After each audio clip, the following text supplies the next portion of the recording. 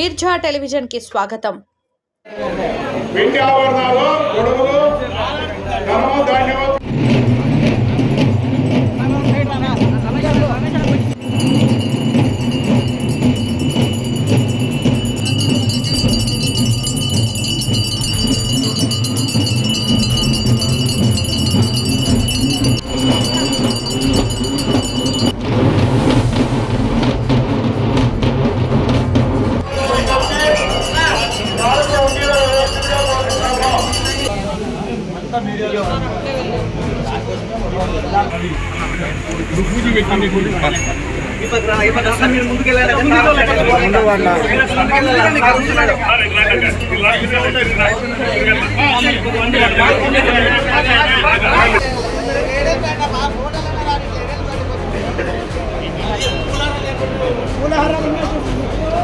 Sir committee అధ్యక్షుడు గారు మీరేదో మీరు అడ్డం పెడుతున్నారు.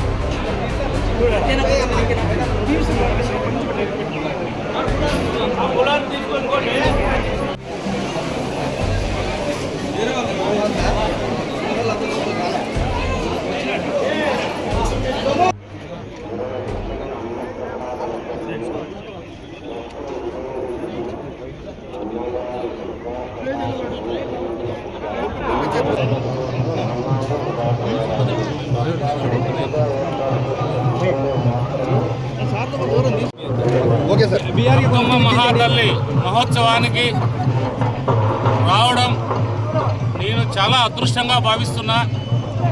ఈ అదృష్టాన్ని కలిగించిన కళ్యాణదుర్గం ప్రజలందరికీ ఎప్పుడు కూడా రుణపడి ఉంటా. అక్కమ్మ తల్లి ఎప్పుడు కూడా దీవిస్తుంది. ఎలాంటి కష్టాన్నైనా ఛేదించే అక్కమ్మ తల్లి వర్షాలు కావచ్చు, రైతుల కష్టాలు కావచ్చు, ఏదైనా ఉండి సుఖశాంతులతో ఉండాలనే అక్కమ్మ తల్లి దేవుళ్ళు ఎప్పుడు కూడా మనందరిపైన ఉంటాయనేది ఇది ఖచ్చితంగా మనందరం కూడా ఏకీభవించాలి, నమ్మాల్సిన అవసరం ఎంతైనా ఉంది. ఎందుకంటే పురాతనమైన దేవాలయం, నాకు తెలిసి 15-16 ఏళ్ల క్రితం నుంచి కూడా ఈ దేవాలయం ప్రసిద్ధిగాంచిన దేవాలయంగా ఉంది. కళ్యాణదుర్గం ప్రాంతంలో అత్యధిక ప్రాచీనమైన దేవాలయంగా అక్కమ్మ గారి దేవాలయం.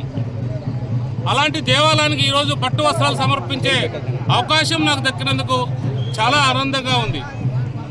ఏదేమైనా కూడా అక్కమ్మ తల్లి ఆశీస్సులతో మన ప్రాంతాన్ని అభివృద్ధి చేసుకునే బాధ్యత కళ్యాణదుర్గం ప్రజల తరపున నేను తీసుకున్నాను.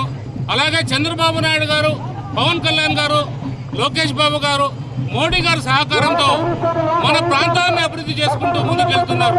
ముఖ్యంగా హార్టికల్చర్ అంటే మనం రైతు పైన ఎక్కువ ఆధారపడ్డాం కాబట్టి చంద్రబాబు నాయుడు గారు హార్టికల్చర్ హబ్గా మన ప్రాంతాన్ని అభివృద్ధి చేయబోతున్నారు.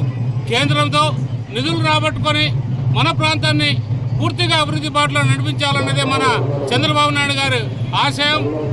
ఆ ఆశయానికి అనుగుణంగా మనందరూ కూడా ముందుకు తీసుకెళ్తాన బాధ్యత. ఖచ్చితంగా వచ్చే సంవత్సరం అక్కమ్మ జాతరకి మనం వంటశాల అలాగే మన భోజనశాల రెండు కూడా ఏర్పాటు చేస్తామని అందరూ కూడా తెలియజేస్తున్నాం. కళ్యాణదుర్గం పట్టణ అధికారులకు ముఖ్యంగా ఒకటే విన్నపించుకుంటున్నా, దయచేసి కళ్యాణదుర్గం ప్రజలు చాలా మంచి వాళ్ళు, చాలా ఓపికతో ఉన్న ప్రజలు. అలాంటి ప్రజలకి మేమే చెప్పాలా, మీరే చేయాలనే సంకల్పాన్ని మానండి. మీరు ప్రజల సంక్షేమం కోసం మీరు మీ ఉద్యోగరీత్యా ఇక్కడ ఈ ప్రాంతాల్లో ఉద్యోగాలు చేస్తున్నారు. ఖచ్చితంగా మీ పనిని మీరు సకాలంలో పూర్తి చేసే విధంగా చూడండి. ఎక్కడ కూడా అవినీతికి తేవలేకోకుండా మీ పరిపాలన సాగాలన్నదే అక్కమ్మ గారి ఆకాంక్ష, మా అందరి ఆశ కూడా. ఇలాంటి అధికారులు ఎప్పుడైతే బాగా పనిచేస్తారో, ఎందుకంటే ఒక్కసారి అధికారికి పని చెప్తేనే ఒక వారం తర్వాత చేస్తున్నారు. ఆ కష్టం ప్రజలకు తెలుస్తుంది. చాలా గ్రామాల్లో తాగునీటి సమస్య ఉంది. వాళ్ళు స్పందించే కన్నా మన ప్రజలు మన వాళ్ళు స్పందిస్తూ ఆ సమస్యని మన వాళ్ళ సొంత ఖర్చులతో చాలా చోట్ల బోర్లు కూడా వేయిస్తూ ఈ ప్రజా పరిపాలన కొనసాగిస్తున్నారంటే మీరు అధికారులు కూడా ఒక్కసారి చూసుకోవాలి. ఎందుకంటే నిజంగా ఇది వెనకబడిన ప్రాంతం. మీకు కూడా తెలుసు ఈ ప్రాంతానికి ఎంత వెనకబడిందో. మీ కష్టం మీరు ఏదైతే మీ అధికారానికి ఉపయోగపడే విధంగా మీ అధికారాలను ఉపయోగించి ఈ ప్రాంతాన్ని మనం అందరూ కలిసి అభివృద్ధి చేసుకునే బాధ్యత మా పైన, మీ పైన ముఖ్యంగా. ఎందుకంటే ఒక అధికారికి ఎప్పుడైతే ఎన్ని సంతకం చేసే అవకాశాలు ఉంటాయి కాబట్టి ఏ విధంగా మన ప్రాంతాన్ని అభివృద్ధి చేసుకోవచ్చు అనేది మీరు అందరూ కూడా సంకల్పం